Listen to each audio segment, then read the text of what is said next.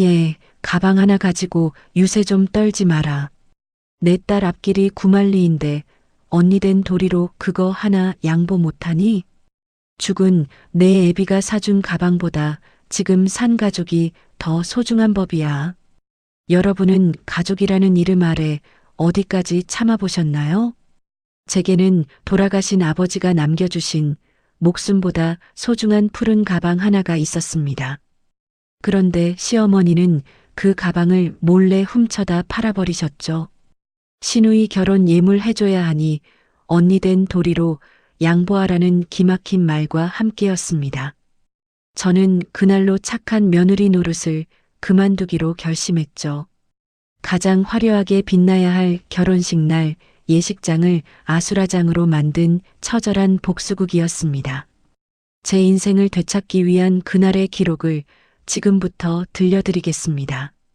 끝까지 잘 듣고 응원의 댓글 남겨주시면 감사하겠습니다. 장롱 깊숙한 곳, 부드러운 천에 감싸인 채 잠들어 있는 그것을 꺼낼 때마다 손끝이 미세하게 떨립니다. 해마다 돌아오는 아버지의 기일이면 저는 습관처럼 이 가방을 꺼내어 정성스럽게 가죽을 닦습니다. 에르메스 캘리백 25 블루 사피르 컬러. 2009년 당시에도 돈이 있어도 구하기 힘들다던 그 한정판 명품 가방이 제 무릎 위에 놓여 있네요. 이 가방을 가만히 보고 있으면 가죽의 은은한 광택 사이로 아버지의 거친 손마디가 비치는 것만 같습니다. 저희 아버지는 작은 인쇄소를 운영하셨습니다. 기름 냄새와 종이 먼지가 자욱한 그곳에서 아버지는 평생을 성실하게 일하셨죠. 제가 남들보다 조금 늦은 나이에 대학을 졸업하던 날 아버지는 제 손을 잡고 백화점으로 향하셨습니다.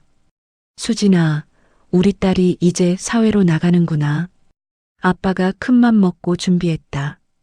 이 가방 들고 세상 어디를 가도 주눅 들지 마라. 우리 딸은 누구보다 귀한 사람이니까 어디서든 당당해야 한다. 아버지는 전 재산이나 다름없는 큰 돈을 털어 이 가방을 제 손에 쥐어주셨습니다. 저는 너무 놀라 손사래를 쳤지만 아버지는 그저 허허 웃으시며 제 어깨를 다독여 주셨죠. 그것이 아버지가 제게 주신 처음이자 마지막인 화려한 선물이었습니다. 졸업의 기쁨도 잠시 6개월 만에 아버지는 최장암 말기 판정을 받으셨습니다. 평생 일만 하셨던 아버지는 병마 앞에서도 담담하셨지만 저는 세상을 다 잃은 기분이었어요.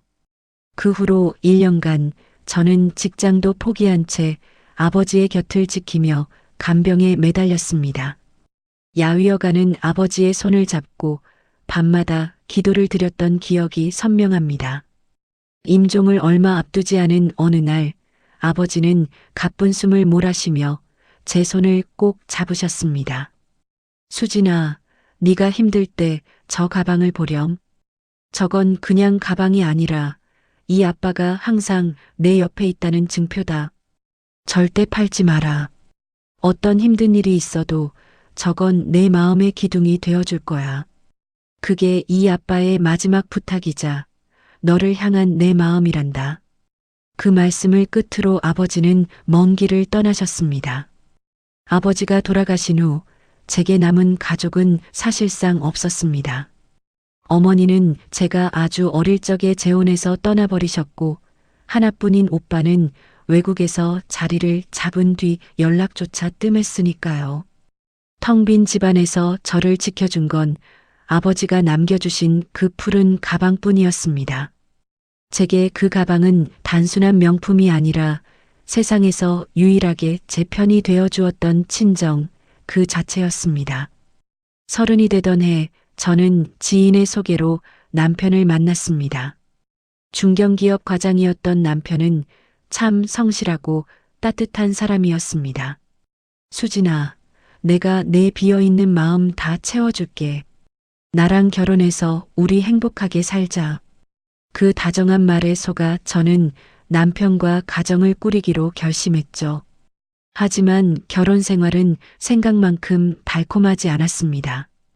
남편은 착했지만 우유부단했고 무엇보다 시어머니인 박 여사님에게 전혀 반기를 들지 못하는 마마보이였습니다. 시어머니는 67의 나이에도 집안의 모든 것을 휘둘러야 직성이 풀리는 분이셨습니다.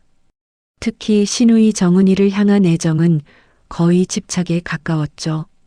35살이나 된 딸을 우리 늦둥이 공주라고 부르며 온갖 정성을 다 쏟아부으셨습니다. 정은이는 그런 어머니 밑에서 세상 물정 모르는 철부지로 자라났고 제 눈에는 그 모습이 위태로워 보이기만 했습니다. 결혼 초기부터 시어머니는 저를 은근히 무시하며 기를 죽이려 드셨습니다. 예, 수진아. 너는 친정이 변변치 못하잖니. 우리 정태 같은 신랑 만나서 이만큼 사는 거 항상 감사하게 생각해야 한다. 시어머니는 식사 자리마다 이런 말씀을 툭툭 던지곤 하셨습니다. 그럴 때마다 옆에 있던 남편은 그저 고개를 숙이고 밥만 먹을 뿐이었죠. 저는 속이 상했지만 꾹 참았습니다. 어머니, 네, 명심할게요. 남편을 사랑했고 어렵게 이룬 이 가정을 깨고 싶지 않았으니까요. 하지만 시어머니의 간섭은 제 방 안까지 파고들었습니다. 어느 날 시어머니가 제 방 장롱문을 열어젖히고 옷 정리를 참견하시던 때였습니다. 구석에 고이 모셔둔 에르메스 박스를 발견한 시어머니의 눈이 번쩍 뜨이더군요. 어머나, 이게 다 뭐니? 수진아, 너 이런 가방도 있었어?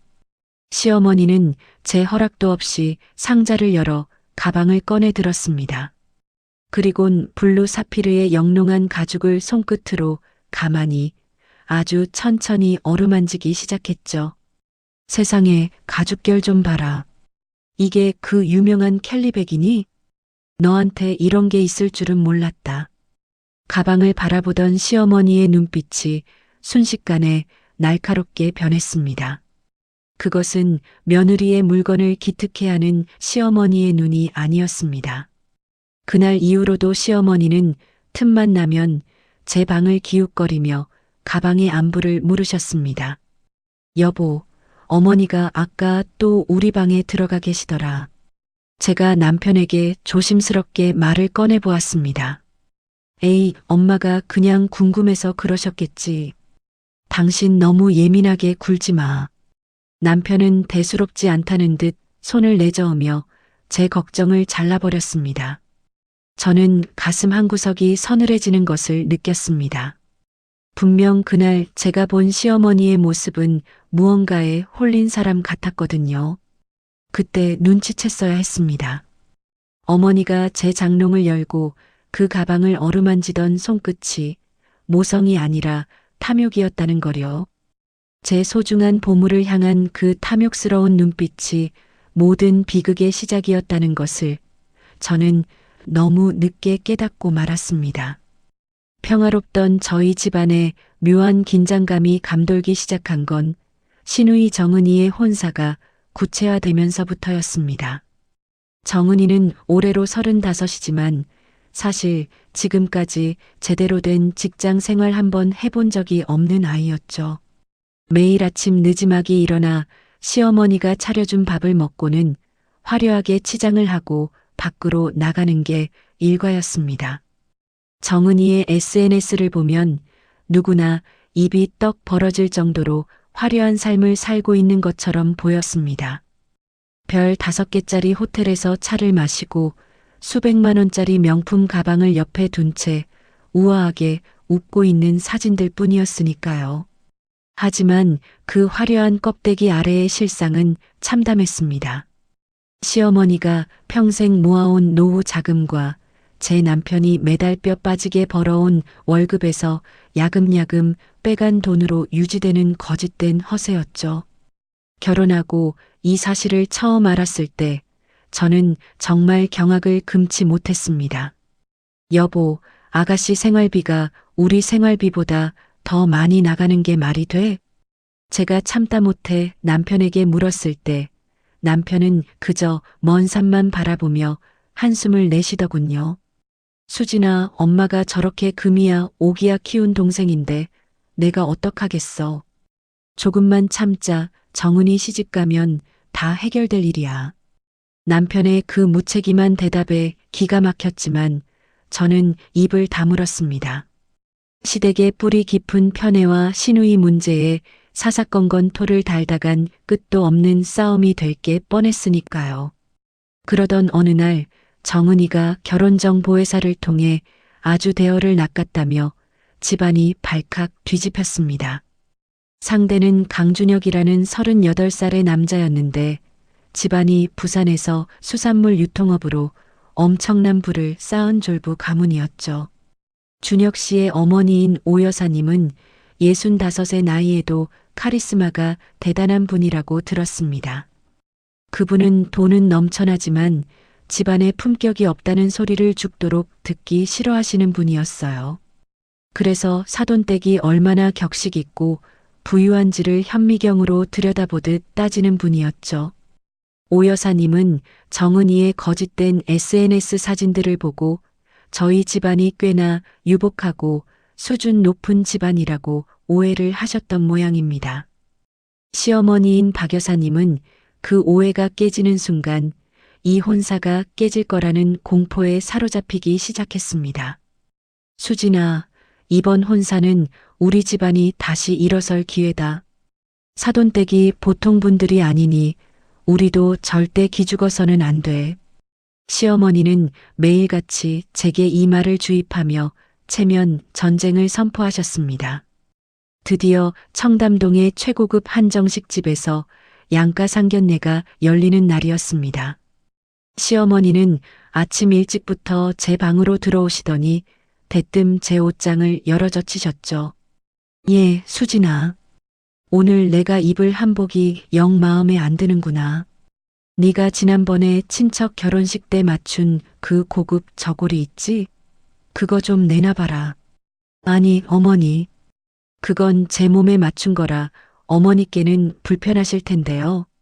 제가 조심스럽게 거절해 보았지만 시어머니는 이미 저고리를 꺼내 본인 몸에 대보고 계셨습니다. 가족끼리 빌려 입는 게 뭐 대수라고 그러니? 내가 사돈댁 앞에서 체면이 서야 정은이도 대접받는 거야. 결국 시어머니는 제 고급 한복 저고리를 쟁취하듯 가져가셨고 저는 불쾌한 마음을 억누르며 상견례장으로 향했습니다. 상견례 자리의 공기는 차갑고도 팽팽했습니다. 오 여사님은 화려한 보석으로 치장한 채 날카로운 눈빛으로 저희 가족을 하나하나 살피셨죠. 식사가 무르익을 무렵 오 여사님이 기다렸다는 듯 본론을 꺼내셨습니다. 사돈댁, 우리 준혁이가 외동아들이라 이번 예식에 거는 기대가 큽니다. 혼수는 어느 정도로 생각하고 계신지 슬쩍 여쭤봐도 될까요? 그 질문이 나오자마자 제 옆에 앉은 남편은 긴장한 듯 식은땀을 흘리며 젓가락질을 멈추더군요. 하지만 시어머니는 오히려 당당하게 가슴을 펴고 대답하셨습니다. 아유 사돈, 걱정 마세요. 우리 정은이가 기죽어서 시집가는 꼴 저도 못 봅니다. 남들 하는 만큼이 아니라 남들보다 더 넘치게 채워보낼 거니까요. 그 호언장담에 오 여사님의 입가에 그제야 미미한 미소가 번졌습니다. 저는 옆에서 시어머니의 그 무모한 허세를 지켜보며 심장이 두근거려 음식이 입으로 들어가는지 코로 들어가는지도 모를 지경이었습니다. 상견례가 끝나고 집으로 돌아온 그날 밤이었습니다. 피곤함에 몸을 뉘려는데 거실에서 시어머니의 다급한 목소리가 들려왔습니다. 남편에게 전화를 거신 모양이었죠. 야, 정태야. 들었지? 오 여사 보통 아니다. 예물이 허접하게 들어가면 우리 집안 꼴이 뭐가 되겠니? 네가 큰아들이니까 돈을 좀 더 보태야겠다. 네 여동생 인생이 걸린 문제야. 방문 너머로 들려오는 시어머니의 목소리는 절박함을 넘어 탐욕스럽게까지 느껴졌습니다. 엄마, 저번에도 말씀드렸잖아요. 저도 지금 형편이 여의치 않아요. 아파트 대출금의 생활비에 수진이 눈치도 보이고요. 남편이 기어들어가는 목소리로 변명을 해보았지만 시어머니는 단호했습니다. 돈이 없으면 만들어서라도 와야지. 너는 오빠가 돼서 그것도 못하니?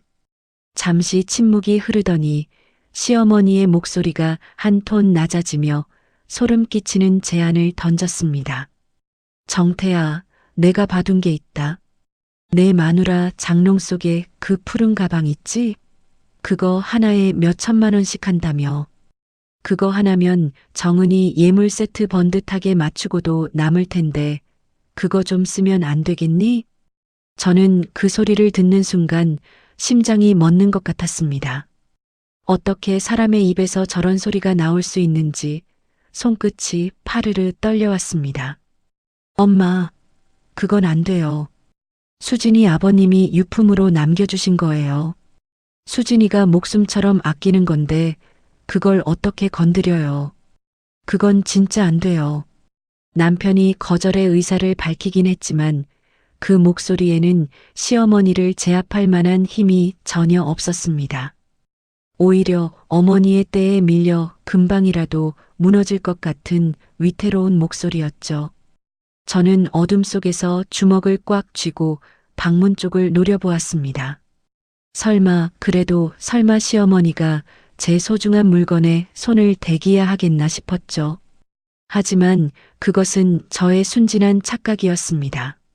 다음 날부터 시어머니의 행동은 눈에 띄게 달라졌습니다.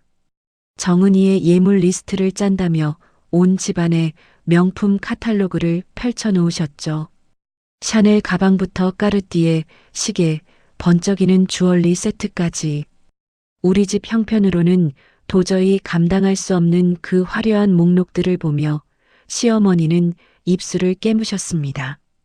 부족한 잔고와 넘치는 허세 사이에서 시어머니의 머릿속은 복잡하게 돌아가는 듯 했습니다.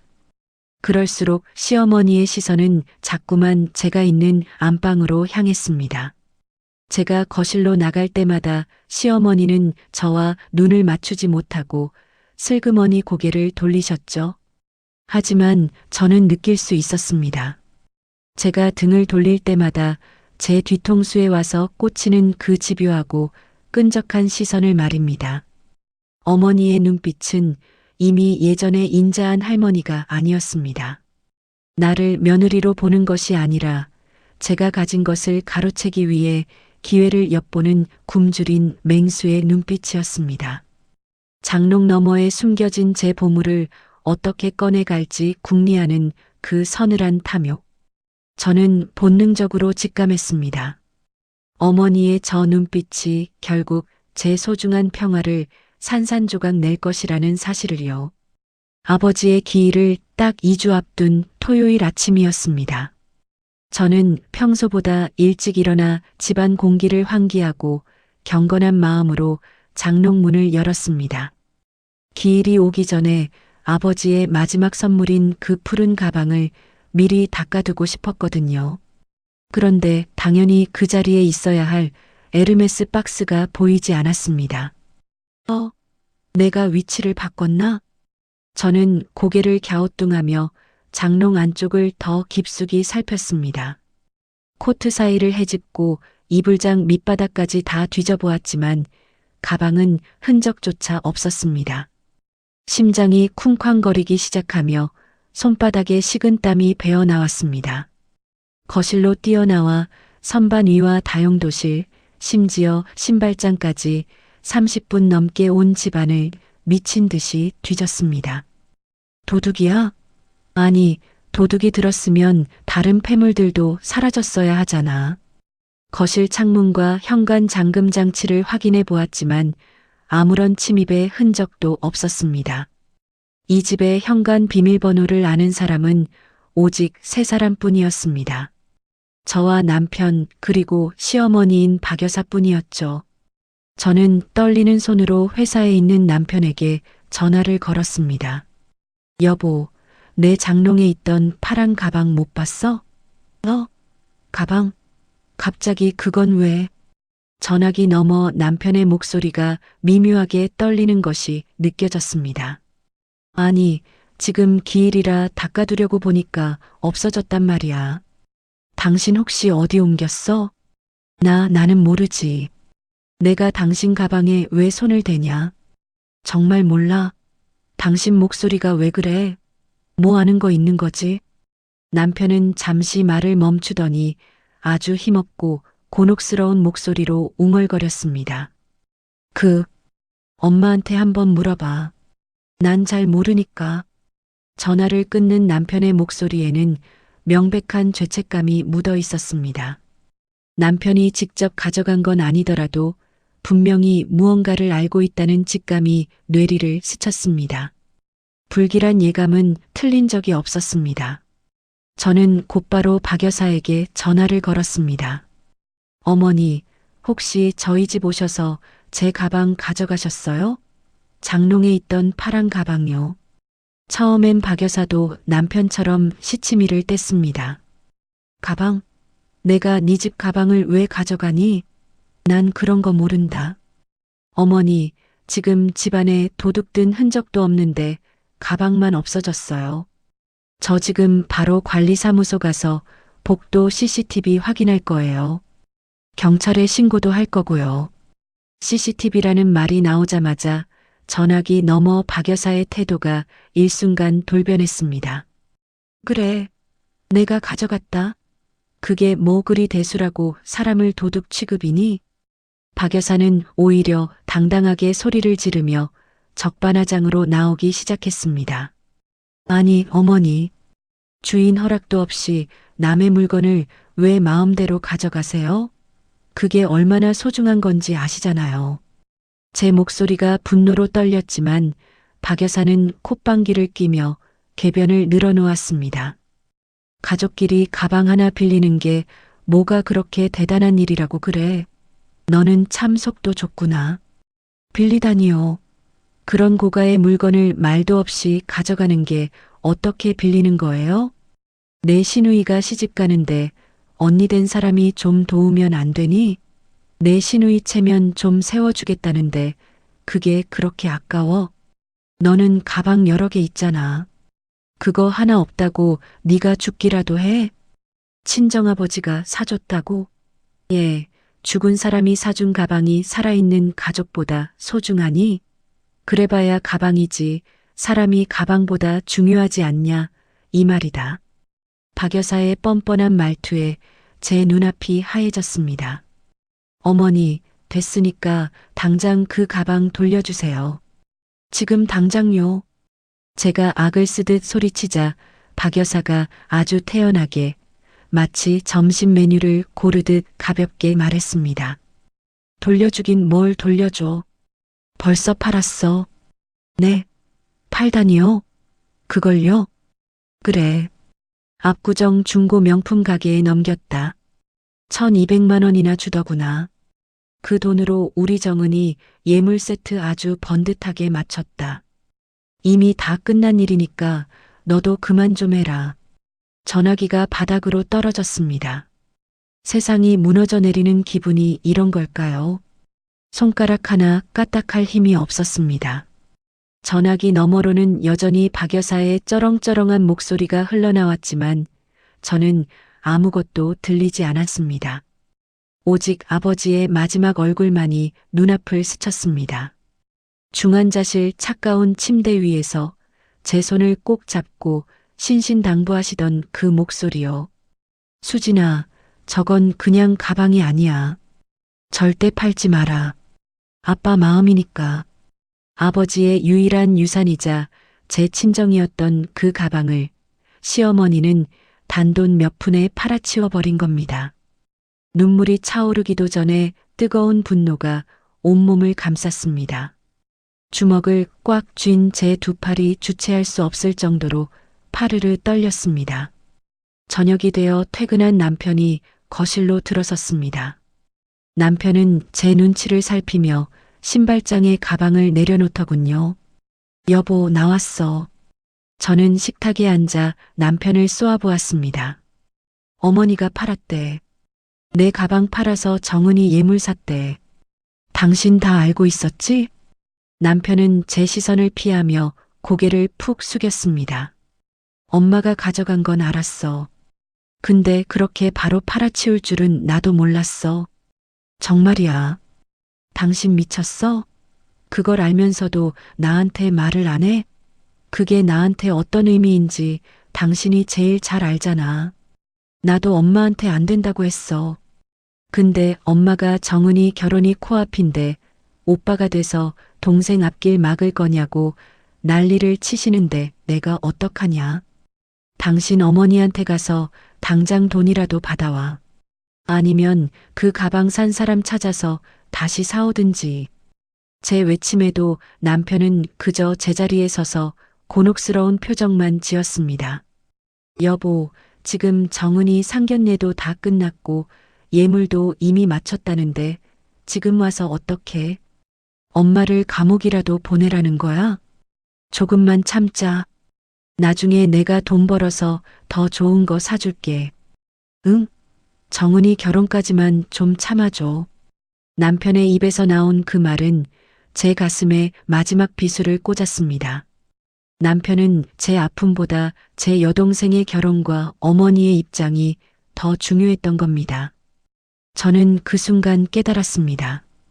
이 집에서 제 편은 단 한 사람도 없다는 것을요. 남편에 대한 마지막 기대가 모래성처럼 허무하게 무너져 내렸습니다. 밤이 깊어지자 저는 혼자 방으로 들어왔습니다. 평소라면 서러워 울었을 테지만 이상하게도 눈물 한 방울 나오지 않았습니다. 저는 책상 앞에 앉아 낡은 노트를 한 권 펼쳤습니다. 그리고 볼펜을 꽉 쥐고 맨 윗줄에 차분하게 적었습니다. 갚아줄 것. 그 옆에 시어머니 박여사와 시누이 정은, 그리고 방관자인 남편의 이름을 하나하나 적어 내려갔습니다. 제 아버지를 모욕하고 제 인생을 짓밟은 대가가 얼마나 처절한 것인지 똑똑히 보여주기로 결심했습니다. 심장이 차갑게 식어가는 것이 느껴졌습니다. 저는 그날 밤 8년 동안 가족이라는 이름 아래 헌신했던 착한 며느리를 제 손으로 죽였습니다. 제 안에 무언가가 완전히 부서지고 그 자리엔 서늘한 복수심을 품은 전혀 다른 내가 태어나고 있었습니다. 폭풍우가 몰아치던 밤이 지나고 거짓말처럼 고요한 아침이 찾아왔습니다. 저는 거울 앞에 앉아 붓고 충혈된 제 눈을 가만히 들여다보았습니다. 어제까지만 해도 당장 박 여사의 집으로 달려가 멱살이라도 잡고 싶은 심정이었죠. 하지만 저는 냉정해지기로 했습니다. 지금 당장 소리를 지르고 싸워봤자 남는 게 무엇일까 생각해 보았습니다. 박 여사는 분명 가족끼리 좀 썩기로써니 그게 무슨 도둑질이냐며 적반하장으로 나올 게 뻔했습니다. 우유부단한 남편은 결국 제 편이 아닌 자기 어머니의 눈물을 닦아줄 사람이라는 걸 어제 확인했고요. 친정 배경도 없는 제가 혼자 길길이 날뛰어봤자 세상 사람들은 저를 시어머니한테 대드는 고약한 며느리로만 기억할 것입니다. 아니야, 이렇게 당할 수는 없어. 가장 높이 올라갔을 때 떨어뜨려야 가장 아픈 법이지. 저는 시누이 정은이의 결혼식까지 남은 3개월을 버텨내기로 결심했습니다. 그들이 가장 행복해하는 그 순간에 제가 겪은 지옥을 그대로 선물해주기로 말입니다. 이틀 뒤 저는 과일 바구니를 들고 박 여사의 집을 찾았습니다. 박 여사는 제가 올 줄 몰랐는지 문을 열어주며 흠칫 놀라는 기색이 역력하더군요. 네가 여긴 웬일이니? 가방 얘기를 하러 온 거라면 난 더 할 말 없다. 박 여사가 방어적인 태도로 쏘아붙였지만 저는 오히려 세상에서 가장 선한 미소를 지어 보였습니다. 아니에요, 어머니. 생각해보니 제가 너무 이기적이었어요. 가방이야 뭐 아버지가 주신 거라 서운한 마음이 앞섰던 것뿐이에요. 아가씨 인생에서 한 번뿐인 결혼이 제 가방보다 훨씬 더 중요한 거잖아요. 제가 철이 없었네요. 죄송해요, 어머니. 제 입에서 이런 말이 나오리라고는 상상도 못했는지 박 여사의 입이 쩍 벌어졌습니다. 의심 가득하던 눈초리가 순식간에 안도감으로 바뀌더군요. 어머, 그래. 이제야 네가 좀 컸구나. 그래, 사람이 그렇게 마음을 넓게 써야 복을 받는 법이야. 저는 박 여사의 손을 꼭 잡으며 한 발 더 나갔습니다. 어머니, 아가씨 결혼 비용 제가 좀 더 보탤게요. 준비하시느라 고생 많으신데 제가 며느리 노릇 제대로 해야죠. 아가씨한테도 제가 직접 가서 축하한다고 전할게요. 박 여사는 제 제안에 감동한 듯 보였지만 그건 사실 탐욕의 눈물이었습니다. 제가 돌아가자마자 박 여사는 신이 나서 남편에게 전화를 걸었다고 하더군요. 야, 정태아. 네 마누라가 드디어 철이 들었나 보다. 가방 일도 다 이해해주고 돈까지 보태주기로 했어. 그날 저녁 퇴근한 남편은 저를 보자마자 와락 껴안았습니다. 여보, 고마워. 수진아, 역시 네가 최고야. 우리 엄마가 성격은 좀 급해도 악의는 없는 거 알지? 당신이 이렇게 이해해주니까 내 마음이 다 홀가분하네. 남편은 싱글벙글 웃으며 제 등을 토닥였습니다. 저는 그의 품에 안겨 가만히 웃어주었지만 속으로는 차가운 냉소가 피어올랐습니다. 이 사람도 결국 어머니의 편의점 직원이나 다름없구나. 내가 상처받는 것보다 본인의 가정이 조용해지는 게 더 중요한 사람이었어. 남편을 향해 남아있던 신락 같은 애정이 모래성처럼 허물어지는 소리가 들리는 듯 했습니다. 하지만 저는 아무 말도 하지 않았습니다. 지금은 그저 웃어야 할 때니까요. 다음 날부터 저는 본격적으로 행동을 시작했습니다. 먼저 제가 살고 있는 아파트 관리사무소를 찾아갔습니다. 저 며칠 전에 저희 집에 귀중품이 없어져서요. 복도 CCTV 좀 확인할 수 있을까요? 관리소장은 곤란한 표정을 지으며 고개를 저었습니다. 아이고, 개인 요청으로는 열람이 좀 어렵습니다. 경찰 대동하셔야 해요.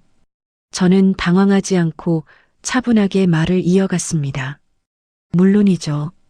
지금 경찰에 도난 신고를 할까 고민 중인데 혹시라도 제가 착각한 건지 먼저 확인만 하고 싶어서요. 분실물 확인 차원에서 살짝만 보여주시면 안 될까요? 제 끈질긴 부탁에 관리소장은 결국 모니터를 틀어주었습니다.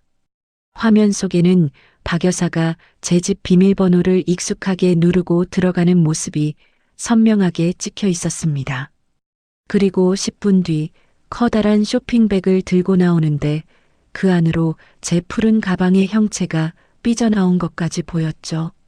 저는 그 영상을 미리 준비해 간 USB에 고스란히 복사했습니다. 소장님, 이 영상은 언제까지 보관되나요? 보통 6개월은 보관되니까 걱정 마세요. 저는 USB를 움켜쥐며 관리사무소를 빠져나왔습니다. 첫 번째 증거였습니다. 다음 과제는 제 가방의 행방을 쫓는 것이었습니다. 박 여사의 성격상 멀리 있는 매장까지 가지는 않았을 겁니다.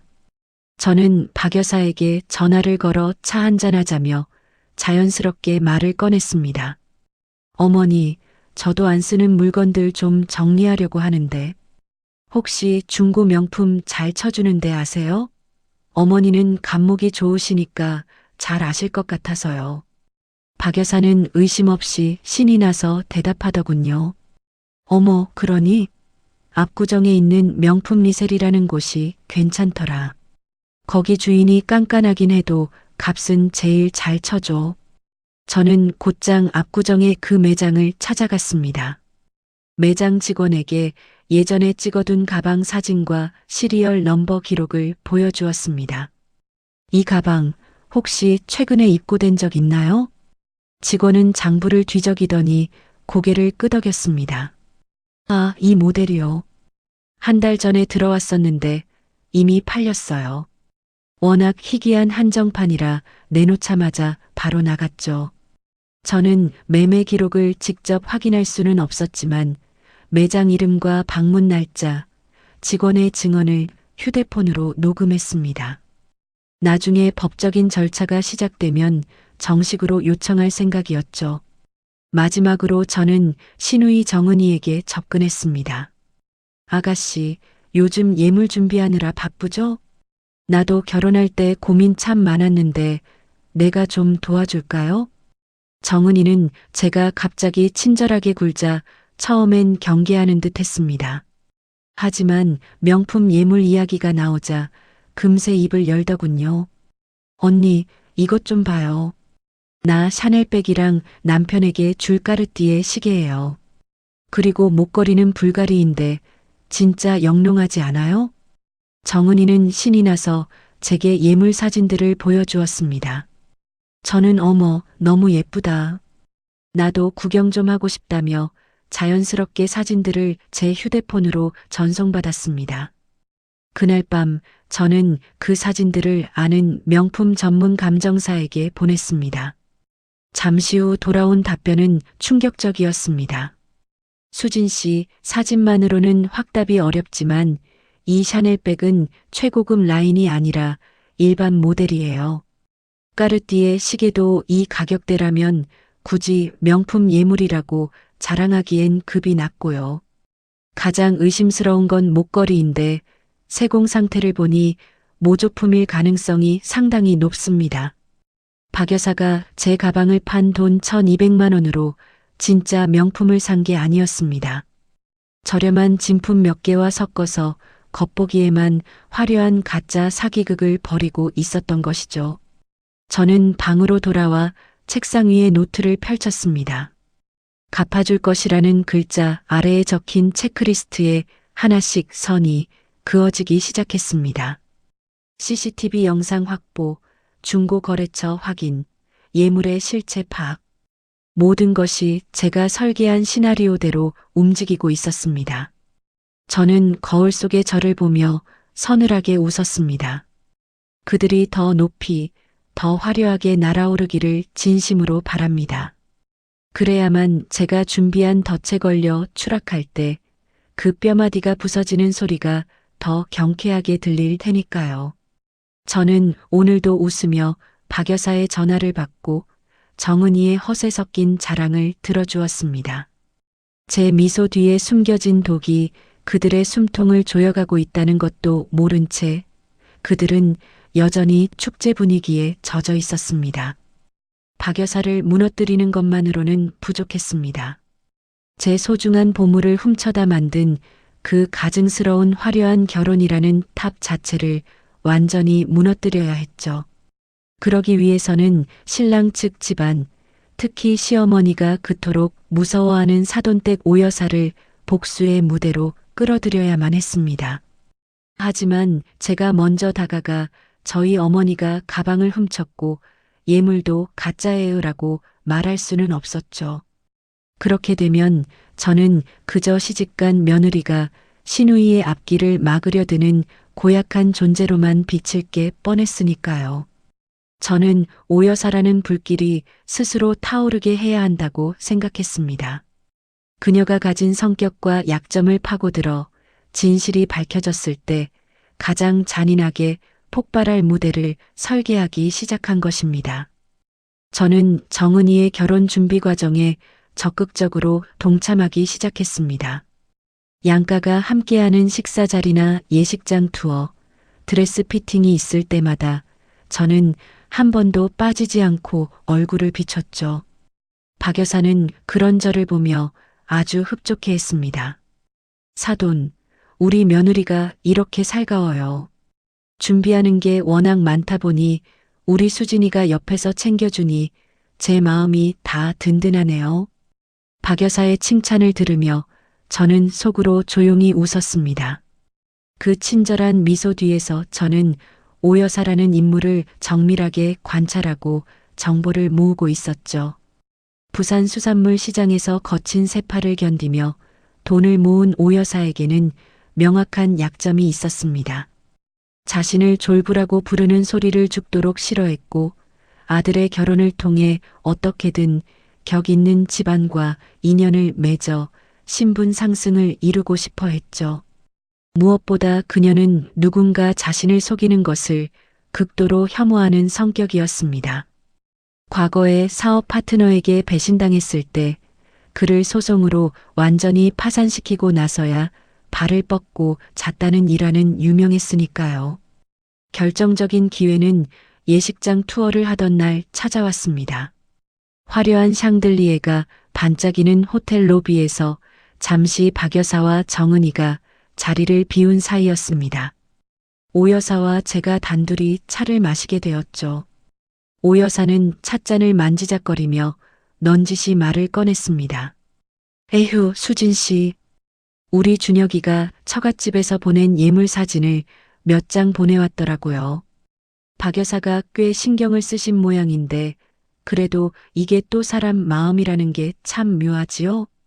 사실 저도 부산에서 장사하며 산전수전 다 겪다 보니 겉만 번지르르한 것에 속은 적이 한두 번이 아니거든요.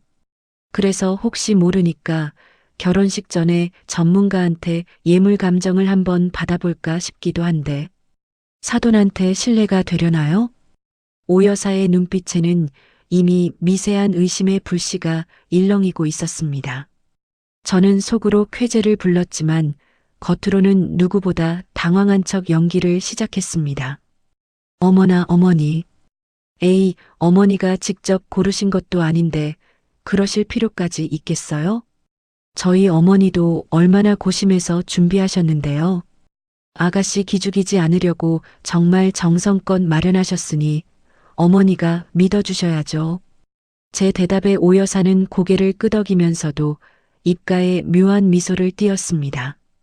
그래요, 수진 씨 말이 맞긴 한데 내 눈이 워낙 깐깐해서 그런가 봐요. 저는 이 짧은 대화를 통해 확신했습니다.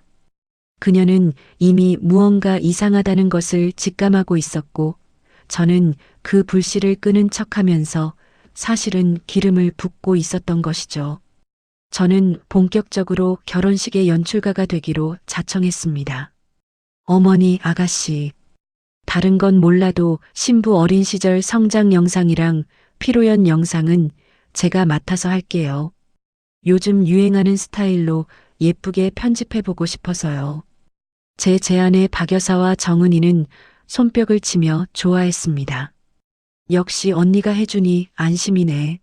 언니, 나 제일 예쁘게 나와야 해? 저는 영상 제작 업체와 직접 계약을 맺고 수시로 그들을 만나며 당일 영상 송출 시스템을 파악했습니다. 노트북을 어디에 연결하는지, USB를 언제 재생하는지, 돌발 상황에서는 어떻게 대처하는지까지 꼼꼼히 체크했죠. 업체 담당자에게는 따로 작은 선물까지 건네며 사적인 친분을 쌓아두었습니다. 결혼식 날 그 대형 스크린이 저의 가장 강력한 무기가 될 것이라는 사실을 누구에게도 들키지 않은 채 말입니다. 그렇게 복수의 준비가 무르익어갈 즈음 아버지의 기일이 찾아왔습니다. 저는 남편이 잠든 밤 조용히 일어나 불 꺼진 안방 장롱 앞에 앉았습니다. 가방이 사라진 텅 빈 자리를 손으로 쓸어보는데 참아왔던 눈물이 걷잡을 수 없이 터져 나왔습니다. 아빠, 미안해. 올해는 아빠가 사준 가방을 닦아주지 못하네. 아버지가 병상에서 제 손을 꼭 잡으시던 그 차가운 촉감이 다시 느껴지는 것 같아 가슴이 미어졌습니다. 저는 어둠 속에서 아버지의 영정 사진을 품에 안고 소리 죽여 다짐했습니다. 아빠, 내가 반드시 그 가방 찾아올게. 나를 우습게 보고 아빠의 마음을 짓밟은 이 사람들한테 자기가 저지른 일이 어떤 대가를 치러야 하는지 똑똑히 보여줄게. 이것은 단순한 분노가 아니었습니다. 무너진 제 자존감을 세우고 아버지가 제게 주신 마지막 사랑을 지키기 위한 딸의 처절한 투쟁이었습니다. 다음 날 아침 저는 다시 평소처럼 온화한 며느리의 얼굴로 돌아왔습니다. 거울 속에 저는 이전보다 훨씬 더 단단하고 서늘해져 있었죠. 노트의 체크리스트는 이제 거의 다 채워져 가고 있었습니다. 복수의 무대는 이미 완벽하게 설계되었고 조연들의 배치도 끝났습니다. 여보, 오늘 일찍 들어와? 같이 저녁 먹자. 남편의 다정한 물음에도 저는 그저 부드럽게 웃으며 고개를 끄덕였습니다. 퍼즐 조각들이 하나둘씩 제 자리를 찾아가고 있었습니다. 이제 남은 것은 운명의 그날, 제가 준비한 막을 올리는 것뿐이었습니다. 그리고 그 막은 세상에서 가장 화려해야 할 정은이의 결혼식 날 가장 비참하게 올라가게 될 것입니다. 진실을 밝히기 위해서는 단순히 제 주장만으로는 부족했습니다. 박 여사 같은 사람은 막다른 길에 몰려도 가족끼리 좀 썩기로써니 그게 무슨 큰일이냐며 빠져나갈 구멍을 만들 사람이니까요. 저는 그 구멍을 하나하나 메워나가는 심정으로 결정적인 증거들을 수집하기 시작했습니다. 가장 먼저 필요한 건 박 여사의 입에서 직접 나온 자백이었습니다. 저는 평소보다 더 살갑게 굴며 박 여사에게 점심 식사를 대접했습니다. 어머니, 요즘 아가씨 결혼 준비하시느라 기운 없으시죠? 제가 맛있는 거 사드릴 테니까 기운 좀 내세요. 박 여사는 기분이 좋은지 연신 웃으며 젓가락을 놀렸습니다. 식사가 끝날 무렵 저는 차를 마시며 아주 자연스럽게 그리고 넌지시 말을 꺼냈습니다. 어머니, 근데 그 가방요. 팔고 나서 1,200만 원밖에 안 받으셨다면서요? 제가 나중에 알아보니까 그 모델 시세가 최소 2,500만 원은 넘는다더라고요. 어머니가 너무 손해보고 파신 것 같아서 제 마음이 다 아까워요. 제 말에 박 여사는 찻잔을 내려놓더니 억울하다는 듯 목소리를 높였습니다. 아이고, 내가 그걸 어떻게 알았겠니? 가게 주인이 그게 최대라고 하길래 얼른 팔아버렸지. 정은이 예물 맞출 시간이 촉박해서 급하게 팔아야 했거든. 그래도 그 돈으로 우리 정은이 예물은 아주 알차게 맞췄다. 샤넬백도 사고 까르띠에 시계도 사고. 뭐 그중에 몇 개는 좀 섞긴 했지만 누가 알겠어? 어차피 남들 눈에는 다 번쩍거리는 명품인데 껍데기가 중요한 거지 안 그러냐? 박 여사는 제 가방을 판 돈의 용도와 예물에 가짜를 섞었다는 사실까지 아주 당당하게 떠벌렸습니다. 식탁 아래 제 가방 안에서는 녹음기가 이 모든 대화를 한마디도 놓치지 않고 담아내고 있었습니다. 급하게 팔았다. 정은이 예물 맞췄다. 섞긴 했지만 누가 알겠어. 박 여사의 탐욕스러운 목소리가 고스란히 저장되는 순간 제 가슴 속 응어리가 아주 조금은 풀리는 기분이었습니다. 다음은 신우이 정은이의 예물을 직접 확인하는 단계였습니다. 저는 정은이에게 명품 가방 관리법을 알려주는 척하며 다가갔습니다. 아가씨, 이번에 받은 예물들 정말 귀한 건데 보험은 들어놨어요?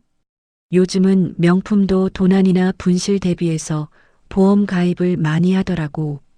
정은이는 제 말에 귀를 솔깃해하며 눈을 반짝였습니다. 어머, 그래요? 언니, 그게 정말 좋을까요? 그럼 내가 아는 분이 명품 보험 상담해 주시는데 사진만 있으면 일단 견적을 낼 수 있대. 아가씨가 가진 것들 하나하나 자세히 찍어서 나한테 보내줘 봐요. 정은이는 아무런 의심 없이 제게 고화질 사진들을 보내왔습니다. 저는 그 사진들을 가지고 곧장 전문 감정 업체를 찾아갔습니다. 며칠 뒤 도착한 정밀 감정 결과는 제가 예상한 것보다 훨씬 더 가관이었습니다. 박 여사가 시즌 리미티드 한정판이라며 사돈댁에 자랑했던 샤넬백은 어디서나 구할 수 있는 평범한 일반 라인이었습니다. 골드 모델이라고 했던 까르띠에 시계는 값싼 스틸 소재였죠. 무엇보다 가장 가관인 건 불가리 목걸이였습니다. 이건 완벽한 모조품입니다.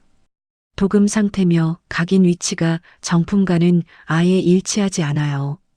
감정사의 차가운 목소리를 들으며 저는 정식 감정 서류를 발급받았습니다.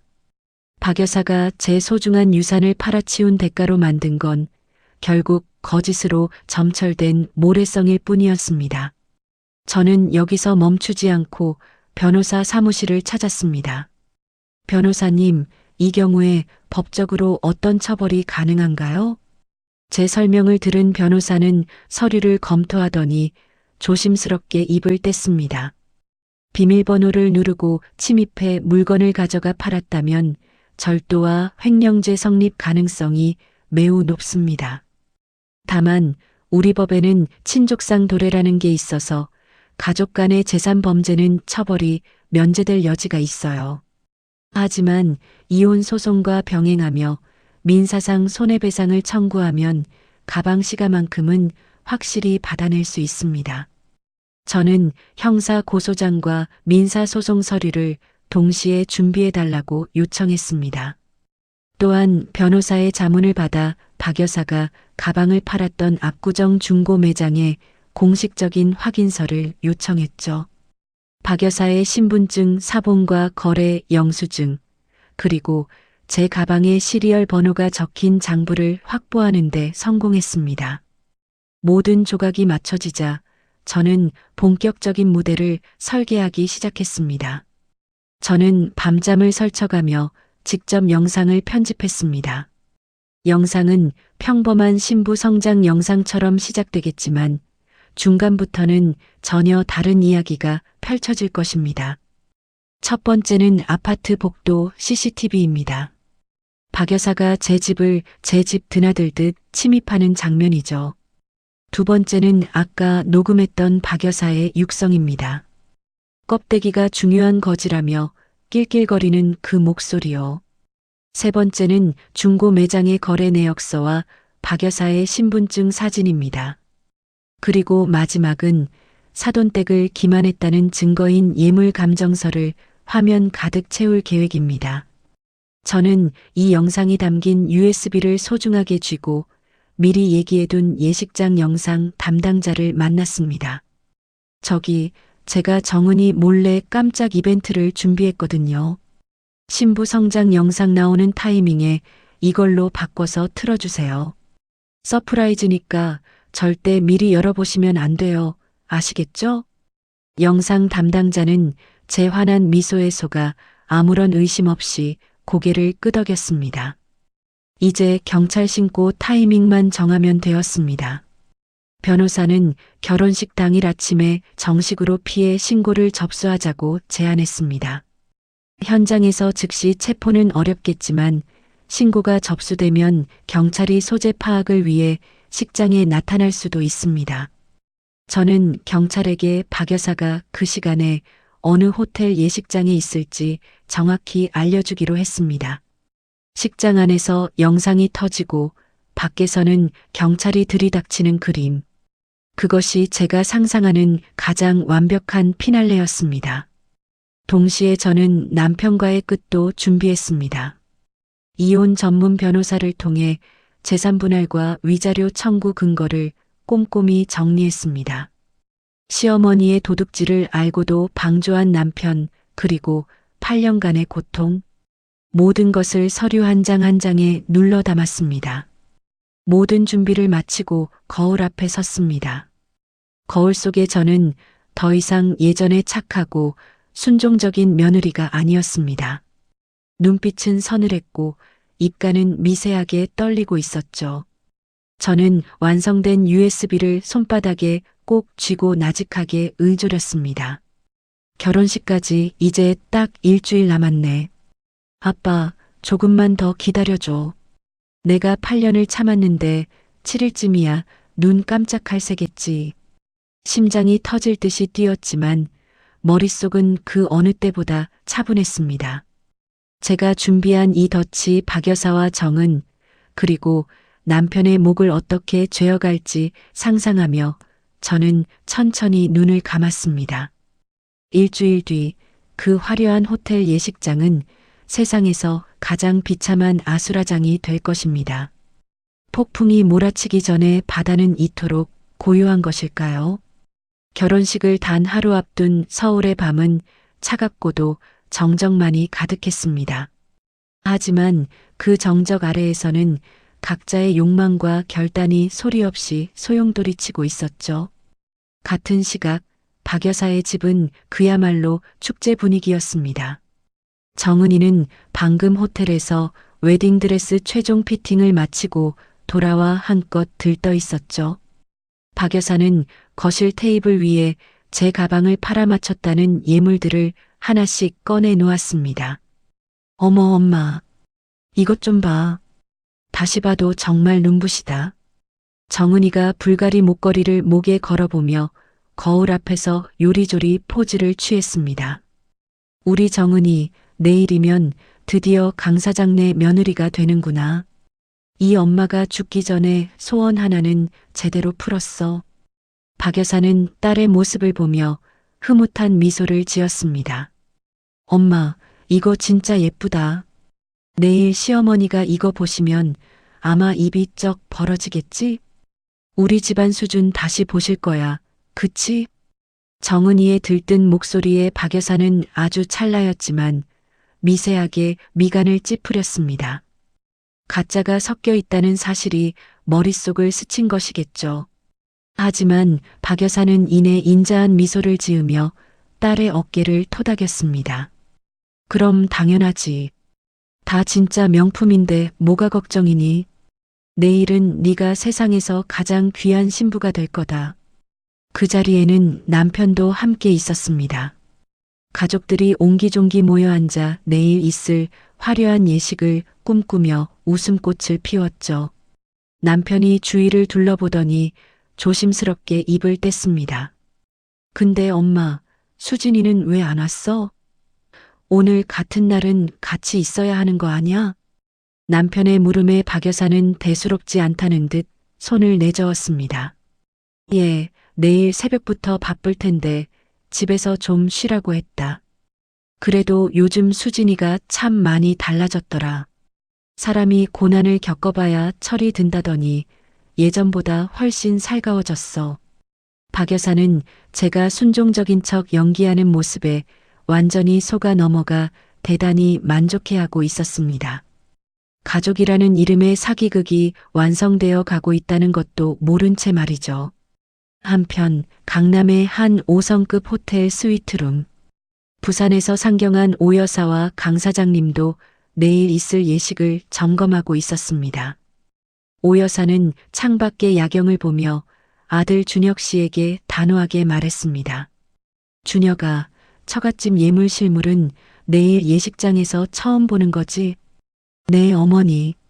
사진으로는 이미 다 확인하셨잖아요.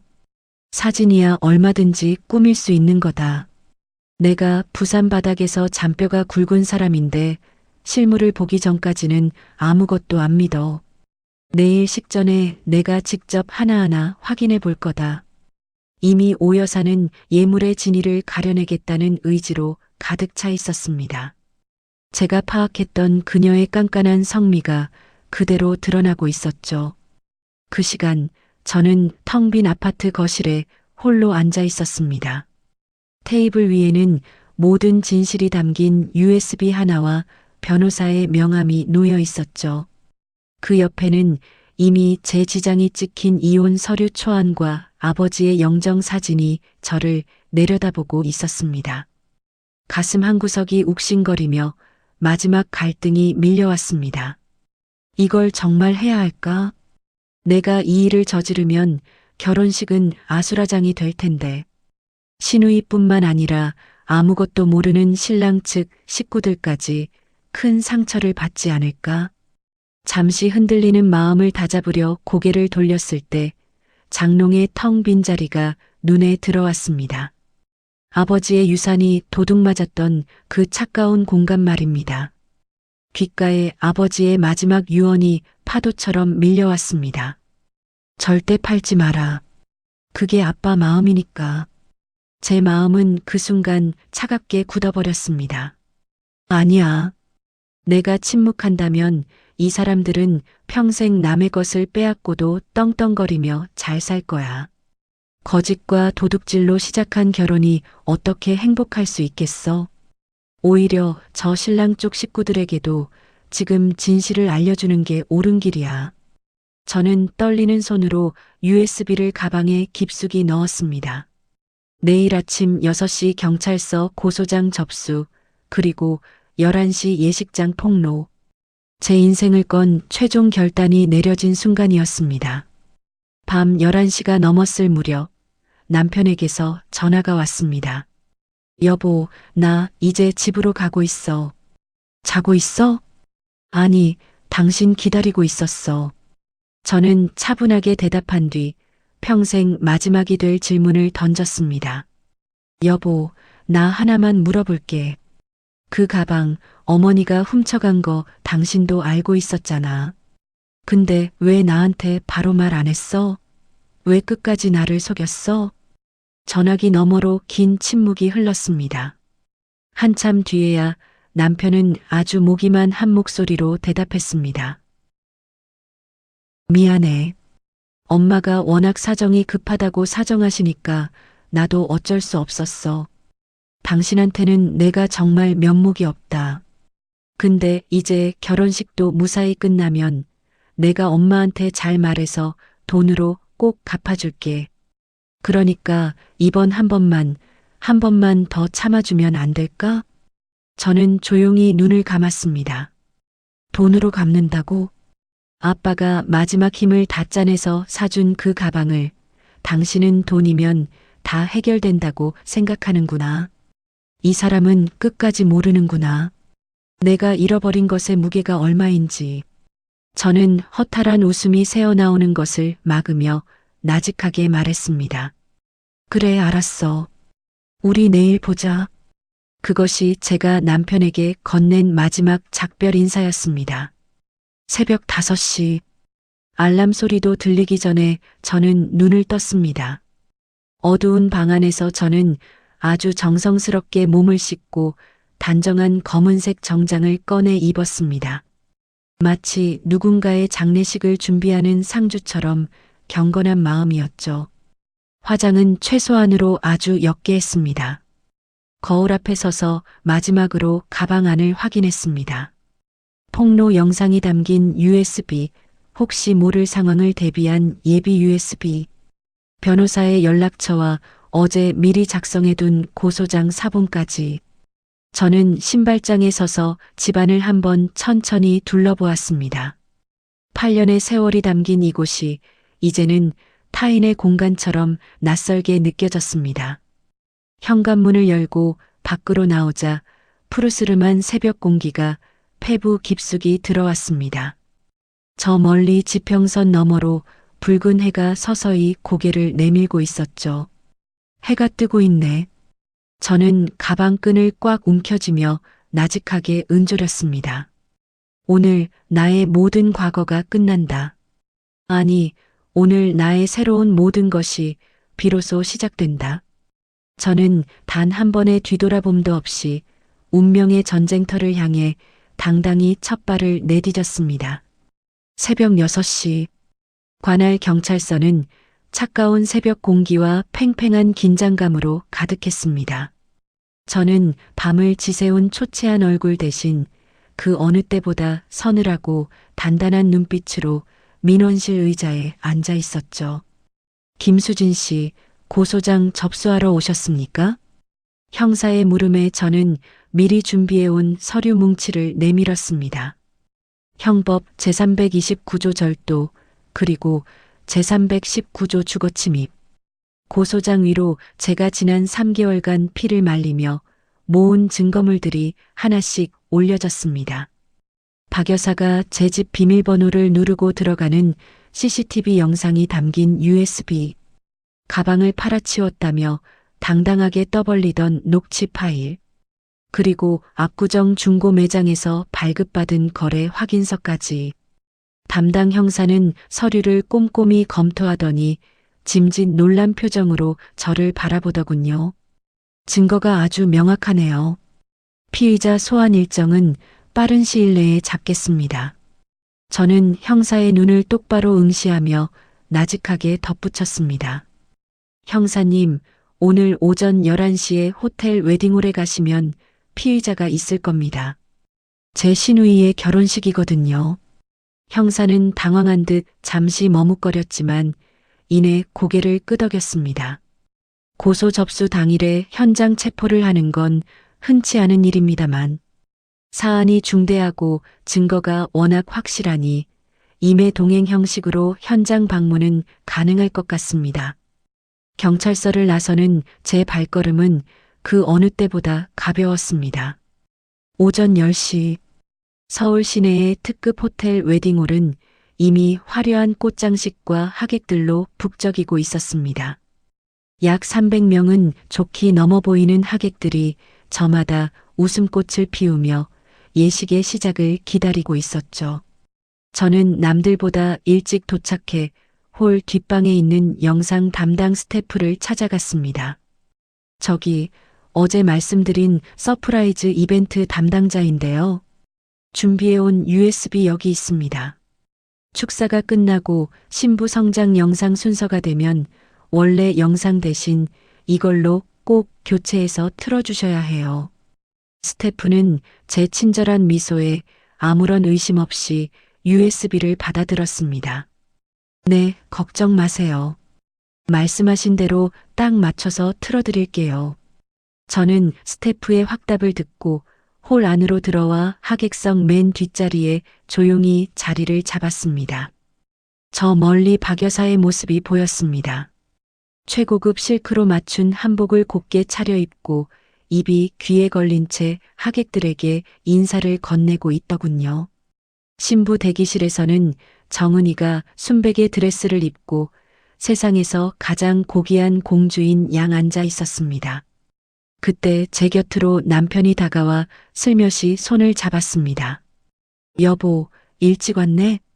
오늘 정은이 앞날을 위해 우리 조금만 더 고생하자.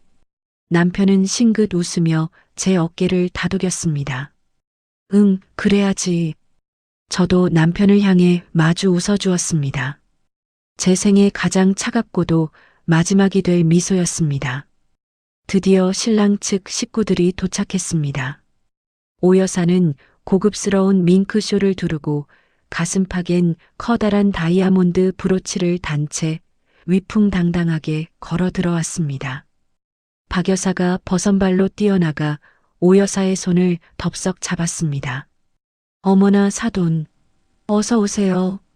오늘 정말 귀한 날입니다. 그래요, 사돈.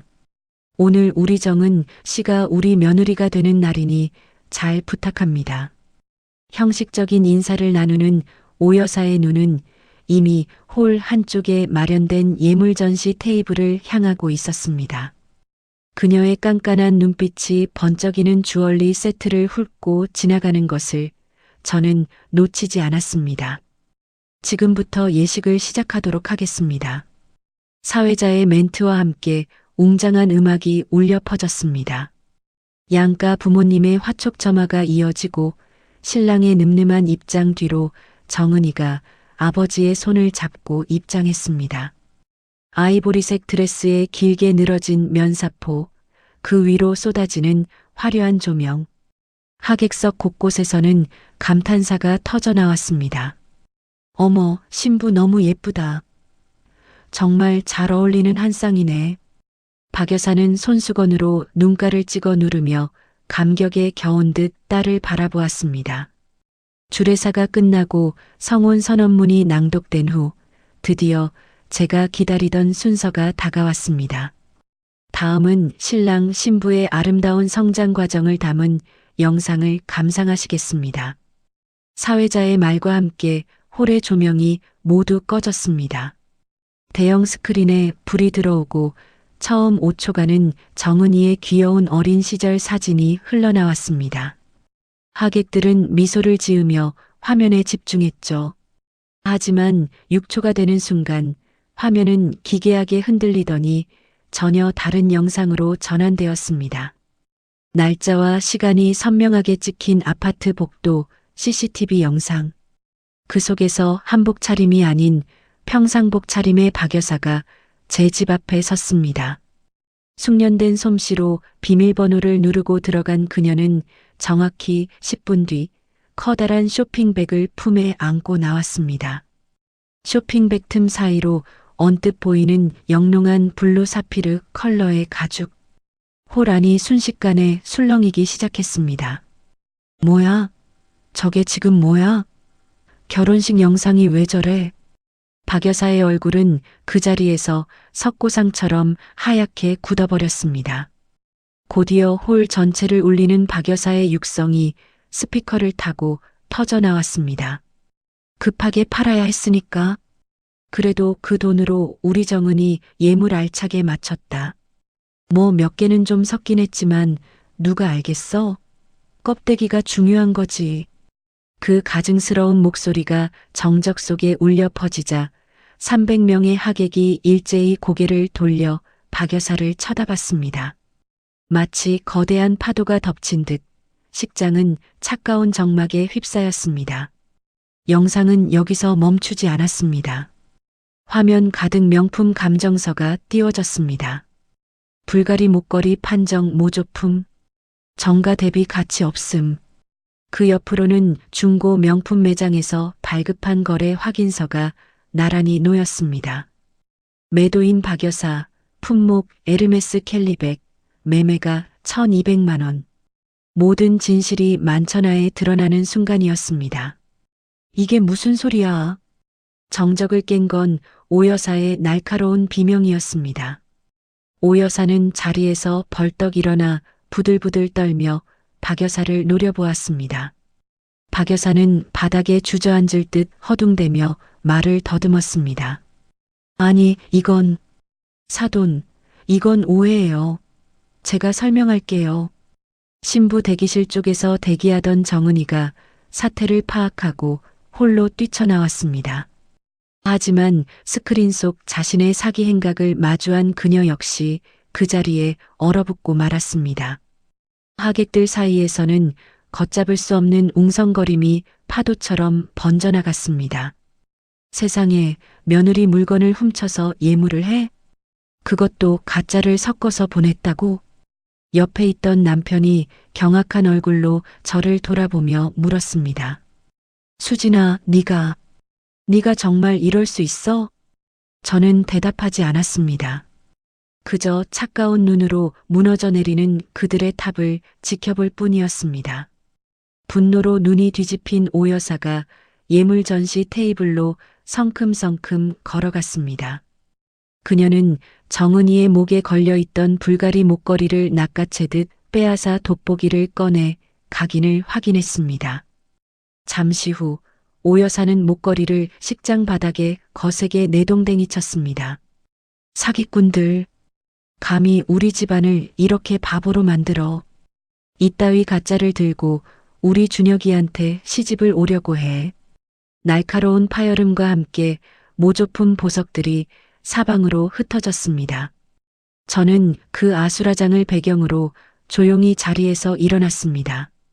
막이 올랐네. 나직하게 읊조리는 제 목소리가 소란 속에 묻혔습니다. 화려한 조명은 여전히 신부를 비추고 있었지만 오늘 이 무대의 주인공은 더 이상 신부가 아니었습니다. 식장 안은 비명보다 더 무거운 경악으로 가득 찼습니다. 가장 먼저 정적을 깨고 일어선 것은 신랑 측의 오 여사였습니다. 그녀는 부산 수산물 시장에서 30년을 버텨온 여장부답게 감정에 휘둘리기보다 정확하게 사태의 핵심을 찔렀습니다. 옆에 앉은 강 사장님을 향해 그녀가 서늘하게 말했습니다. 변호사 불러요. 지금 당장. 그리고는 주단 위에 얼어붙어 있는 아들 준혁 씨를 향해 호통을 쳤습니다. 준혁아, 예식 중단해. 이 자리에서 한 발짝이라도 더 나갔다간 넌 내 아들 아닐 줄 알아. 신랑 준혁 씨는 상황을 파악하지 못한 채 멍하니 서 있었습니다. 엄마, 갑자기 왜 그러세요? 준혁 씨의 시선이 뒤늦게 대형 스크린에 닿았습니다. 자신의 장모가 될 사람이 며느리의 물건을 훔치고 그 돈으로 예물을 마련했다는 증거 앞에서 준혁 씨의 몸이 돌처럼 경직되었습니다. 오 여사는 거침없는 걸음으로 박 여사에게 다가갔습니다. 박 여사, 당신 이게 다 사실이야? 당신이 며느리 물건을 훔쳐 팔아서 우리 집안에 보낸 예물이 가짜라는 거지? 이게 혼인 사기가 아니면 뭐야? 박 여사는 무릎에 힘이 풀린 듯 바닥에 주저앉았습니다. 아니, 사돈. 오해예요. 정말로요. 그게 진짜는 진짜인 것도 있고 목걸이만 조금 그런 건데. 박 여사는 끝까지 비굴한 변명을 늘어놓았지만 그 말은 오히려 오 여사의 분노에 기름을 부을 뿐이었습니다. 오 여사는 이제 하객들을 향해 몸을 돌렸습니다. 그녀의 목소리가 쩌렁쩌렁하게 식장 천장을 울렸습니다. 양가 하객 여러분, 정말 죄송합니다. 오늘 이 결혼은 없던 일로 하겠습니다. 신부 측이 우리 집안을 조직적으로 기만했습니다. 사기꾼 집안과는 절대로 인연을 맺을 수 없습니다. 파혼 선언이 떨어지자 식장은 아수라장이 되었습니다. 신부 대기실 쪽에서 드레스 자락을 움켜쥐고 달려나온 정은이가 오 여사의 다리를 붙잡고 매달렸습니다. 어머니, 어머니 제발요. 저는 정말 몰랐어요. 엄마가 다 알아서 한 거예요. 저는 아무 잘못 없어요, 어머니. 하지만 오 여사는 싸늘한 눈빛으로 정은이의 손을 거칠게 뿌리쳤습니다. 몰랐다고? 매일같이 네 몸에 감고 다니던 그 예물이 어디서 왔는지 몰랐다는 말을 지금 나더러 믿으라는 거야? 정은이는 그 자리에 주저앉아 화장이 다 번지도록 통곡하기 시작했습니다. 준혁 씨는 그런 정은이를 가엾게 바라보았지만 부모님의 서슬퍼런 위압감 앞에 입조차 떼지 못했습니다. 하객석 곳곳에서는 고성과 욕설이 터져나왔습니다. 신랑 측 친척들은 어디서 저런 사기꾼 집안이 다 있냐며 삿대질을 했죠. 박 여사의 시누이를 비롯한 신부 측 친척들도 어떻게 이런 짓을 할 수가 있냐며 고개를 들지 못했습니다. 호텔 보안 요원들이 급히 출동해 혼란을 수습하려 했지만 이미 무너진 탑은 걷잡을 수 없었습니다. 그때 예식장 입구로 형사 2명이 정장을 차려입고 들어왔습니다. 제가 오늘 아침 일찍 접수한 고소장에 따라 피의자의 소재를 확인하러 온 것이었습니다. 형사는 주저앉아 있는 박 여사에게 다가가 신분증을 확인했습니다. 박 여사님 맞으시죠? 절도 혐의로 고소가 접수되었습니다. 지금 즉시 경찰서로 동행해 주셔야겠습니다. 박 여사는 형사의 얼굴을 보고 넋이 나간 듯 멍하니 입을 벌렸습니다. 절도라니요. 누가 나를 고소했다는 거예요? 박 여사의 시선이 하객석 맨 뒷자리에 앉아 있는 저를 향했습니다. 저는 무표정한 얼굴로 그녀를 가만히 응시했습니다. 형사는 정중하면서도 단호하게 박 여사의 팔을 잡아 일으켰습니다. 박 여사는 발목에 힘이 풀려 형사에게 부축받은 채 질질 끌려나갔습니다. 제 옆을 지나가던 박 여사가 갑자기 제 발목을 꽉 움켜쥐었습니다. 수진아, 네가 어떻게 이래? 우리가 가족인데 가족한테 어떻게 이럴 수 있어? 박 여사는 악을 쓰며 울부짖었습니다. 저는 잠시 침묵하며 그녀를 내려다보았습니다. 눈에 뜨거운 눈물이 고였지만 목소리만은 얼음장처럼 차가웠습니다. 어머니가 그러셨잖아요. 딸 잘 되려면 양보하라고요. 그래서 저도 이번에 큰 마음 먹고 양보해 드렸어요. 어머니랑 아가씨가 감옥에 갈 기회 다른 사람한테 안 주고 두 분한테 통 크게 양보해 드린 거라고요. 식장 안이 순식간에 찬물을 끼얹은 듯 조용해졌습니다. 제 한마디가 300명의 하객 앞에서 화살처럼 날아가 박혔습니다. 주변에서 저 며느리 정말 대단하다는 낮은 속삭임이 들려왔습니다. 박 여사가 경찰에 연행되어 나간 후 남편이 제게 다가왔습니다. 그의 얼굴은 핏기가 하나도 없이 창백했습니다. 수진아, 이럴 수가. 정말 이래야 했어? 왜 나한테 미리 말 안 했어? 우리가 같이 해결할 수 있었잖아. 남편은 원망 섞인 투로 저를 바라보았습니다. 저는 그를 향해 고개를 천천히 가로저었습니다. 여보, 나는 내 가방이 사라진 그날 여보한테 분명히 말했어. 근데 당신이 그때 나한테 한 말 기억나? 엄마한테 말해서 나중에 돈으로 갚게 할게. 조금만 참아. 네가 말하는 해결이라는 건 언제나 내가 죽을 만큼 참는 것뿐이었어. 저는 가방 안에서 미리 준비한 서류 봉투를 꺼내 남편에게 건넸습니다. 여기 서명해. 오늘 이 자리에서 당장 안 해도 돼. 하지만 이건 절대로 변하지 않을 거야. 남편은 떨리는 손으로 이혼 서류를 받아들고는 차마 말을 잇지 못했습니다. 저는 자리를 박차고 일어나 뒤도 돌아보지 않고 예식장을 빠져나왔습니다. 등 뒤로는 여전히 정은이의 비명 같은 울음소리와 오 여사의 호통소리가 멀어지고 있었습니다. 호텔 로비를 걸어 나오는 제 발걸음은 이상하리만큼 가벼웠습니다. 멀어지는 소음만큼 제 마음속의 응어리도 조금씩 깎여나가는 것 같았죠. 8년이라는 긴 세월 동안 저를 짓누르고 있던 무거운 바위 덩어리가 한 걸음을 내디딜 때마다 바스러지는 기분이었습니다. 호텔 회전문을 밀고 밖으로 나섰습니다. 그곳에는 눈부신 햇살이 쏟아지고 있었습니다.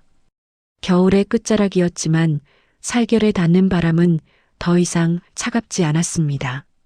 저는 눈을 감고 그 따스한 기운을 온몸으로 받아들였습니다. 그 아수라장 갔던 결혼식 날로부터 어느덧 6개월이라는 시간이 흘렀습니다. 세상은 아무 일 없었다는 듯 계절을 바꾸었지만 저를 둘러싼 풍경은 이전과는 비교할 수 없을 만큼 달라졌죠. 박 여사는 결국 절도죄로 기소되어 법정에 섰습니다. 재판 과정에서 박 여사의 변호인은 가족 간의 재산 범죄는 처벌하지 않는다는 친족상돌의 원칙을 들며 끈질기게 무죄를 주장하더군요. 하지만 제 변호사는 단호했습니다. 피의자는 피해자의 시어머니로 직계 혈족이 아닌 인척에 불과합니다. 또한 범행 당시 이미 이혼 절차가 진행 중이었으므로 이를 가족 간의 단순한 해프닝으로 치부할 수 없습니다. 결국 법원은 박 여사의 절도 혐의를 인정했습니다. 초범인 점을 감안해 징역 8개월의 집행유예 2년이 선고되었죠. 형사처벌과는 별개로 민사재판부에서는 제 가방의 시가인 2,500만 원을 배상하라는 판결을 내렸습니다. 가방을 판 돈 1,200만 원은 이미 정은이의 가짜 예물을 사는데 다 써버린 박 여사는 순식간에 빚더미에 앉게 되었습니다. 그 무엇보다 박 여사를 괴롭힌 건 전과 기록보다 무서운 이웃들의 시선이었습니다. 아니, 며느리 가방을 훔쳐다 팔았다며? 세상에 무서워서 어디같이 살겠어? 동네 마트에서도 노인정에서도 도둑년이라는 수군거림이 꼬리표처럼 따라붙게 된 것입니다. 신우이 정은이의 삶도 비참하게 무너져 내렸습니다. 파혼 직후 도끼가 바짝 오른 오 여사 측은 정은이를 상대로 대대적인 민사소송을 걸었습니다. 결혼 준비 비용, 호텔 위약금, 예단비, 그리고 정신적 피해에 대한 위자료까지 합쳐 약 8천만 원에 달하는 거액이었죠. 사치와 허영으로 일관하던 정은이에게 그런 돈이 있을 리 만무했습니다. 결국 박 여사 명의로 되어 있던 그 낡은 아파트가 담보로 잡히고 말았습니다. 화려한 부잣집 며느리를 꿈꾸던 정은이는 이제 결혼정보회사에서도 블랙리스트에 오른 처지가 되었습니다. 자랑을 일삼던 SNS 계정은 진작에 삭제했지만 이미 결혼식장의 아수라장 영상은 지인들 사이에 퍼질 대로 퍼진 뒤였죠. 남의 것을 훔쳐 세운 거짓된 탑은 그렇게 먼지처럼 흩어졌습니다. 남편과의 이혼 절차도 차분하게 마무리되었습니다. 저는 시어머니의 절도를 방조하고 저를 기만한 남편의 책임을 물어 재산 분할과 위자료에서 아주 유리한 조건을 이끌어냈습니다. 처음에는 망설이던 남편도 결국 제 단호함 앞에 모든 서류에 도장을 찍었죠. 마지막으로 법원 문을 나서던 날 남편이 제 앞을 가로막았습니다. 그의 얼굴은 6개월 전보다 훨씬 수척해 보였습니다. 수진아, 정말 미안해. 그때 내가 엄마 편이 아니라 내 편을 들었어야 했는데 일이 이렇게까지 커질 줄은 정말 몰랐어. 남편의 목소리에는 뒤늦은 후회가 가득 담겨 있었습니다. 저는 그를 원망 섞인 눈으로 보는 대신 아주 덤덤하게 대답했습니다. 알아, 오빠. 그래서 더 늦기 전에 끝내는 거야. 우리는 처음부터 서로를 지켜줄 준비가 안 된 사람들이었으니까. 원망보다는 씁쓸함이, 분노보다는 안도감이 섞인 마지막 인사였습니다. 그리고 거짓말처럼 제 가방이 돌아왔습니다. 경찰 수사 과정에서 압구정 중고 매장을 거쳐 가방을 사간 최종 구매자가 추적되었죠. 그분은 작물인 줄 모르고 산 선의의 구매자로 판명되어 처벌은 면했지만 작물인 것이 확실해진 이상 소유권은 제게 있었습니다. 법적 절차를 거쳐 드디어 제 손에 그 푸른 가방이 돌아오던 날, 저는 집으로 돌아와 문을 잠그자마자 바닥에 주저앉아 가방을 품에 꼭 안았습니다. 아빠, 서늘하고 부드러운 가죽의 감촉이 닿자마자 참아왔던 울음이 터져 나왔습니다. 저는 가죽의 결을 하나하나 쓰다듬으며 아이처럼 속삭였습니다. 아빠, 다시 데려왔어. 오래 걸렸지? 내가 너무 못나서 뺏기게 해서 미안해. 복수가 성공했을 때도 나오지 않던 눈물이 그제야 비 오듯 쏟아졌습니다. 8년 동안 단 한 번도 남들 앞에서 약한 모습을 보이지 않았던 제가 그날만큼은 목이 놓아 울었습니다. 그것은 승리의 기쁨이 아니라 잃어버린 사랑을 되찾은 딸의 안도감이었죠. 저는 위자료와 재산분할금을 종자돈 삼아 작은 꽃집을 열었습니다. 혼자 살기 시작한 원룸은 예전 집보다 훨씬 작지만 그 어느 곳보다 깨끗하고 평온합니다. 가게 한편 햇살이 가장 잘 드는 유리 선반 위에는 블루 사피르 캘리백이 놓여 있습니다. 저는 매일 아침 꽃을 다듬으며 그 가방을 바라봅니다. 가방을 볼 때마다 아버지가 옆에서 우리 딸 당당하게 살아라라고 말씀하시는 것 같아 절로 미소가 지어지곤 하죠. 개업날 오후 멀리 해외에 있던 오빠에게서 전화가 왔습니다. 수진아, 소식 들었다. 정말 고생 많았어. 아버지가 하늘에서 너를 아주 기특하게 생각하실 거야. 네가 그 가방을 끝까지 지켜낼 줄 아셨을 거다. 오빠의 따뜻한 격려에 저는 이제 웃으며 대답할 수 있었습니다. 응, 오빠. 나 이제 정말 괜찮아. 이제는 누구를 위해서가 아니라 나 자신을 위해서 살려고. 꽃집 문을 열고 밖으로 나서자 향긋한 꽃내음과 함께 따스한 아침 햇살이 저를 반깁니다. 저는 길가에 핀 작은 풀꽃들을 바라보며 이 이야기를 듣고 계신 여러분께 마지막 인사를 전하고 싶습니다. 사람들은 흔히 말하죠. 참는 게 미덕이고 참으면 복이 온다고요. 물론 틀린 말은 아닐 겁니다. 하지만 여러분, 무작정 참기만 해서는 안 돼요.